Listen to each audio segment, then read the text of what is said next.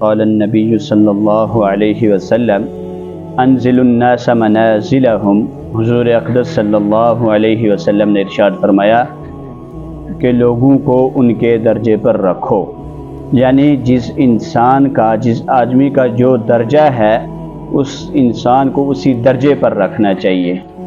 اللہ رب العزت نے فرشتوں کے بارے میں فرمایا کہ ان کے ہاں رب کا ایک مخصوص مقام ہے، اور ایک جگہ اللہ رب العزت نے قرآن مجید میں ارشاد فرمایا وَرَفَعْنَا بَعْضَهُمْ فَوْقَ بَعْضٍ دَرَجَاتٍ، ہم نے بعض کو بعض پر درجوں کے اعتبار سے فوقیت بخشی ہے۔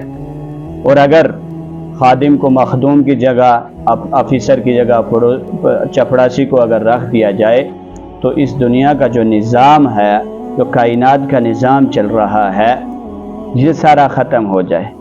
جب سارا یہ نظام ختم ہو جائے تو معاشرے میں جو امن کا درس دینا ہے، معاشرے میں جو امن ہے وہ امن ختم ہو جائے گا۔ حضرت عائشہ رضی اللہ تعالیٰ عنہ کے پاس ایک فقیر گزرا، اس نے کچھ مانگا تو حضرت عائشہ نے روٹی کا ٹکڑا دے کر اسے روانہ کر دیا، لیکن ایک سوار آیا تو حضرت عائشہ نے اس سے کہا آ جاؤ، کھانا تیار ہے، کھانا تناول فرما لو۔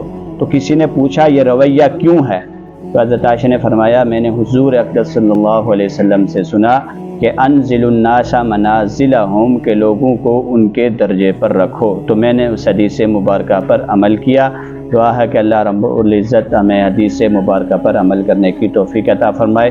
وما علینا الا البلاغ المبین۔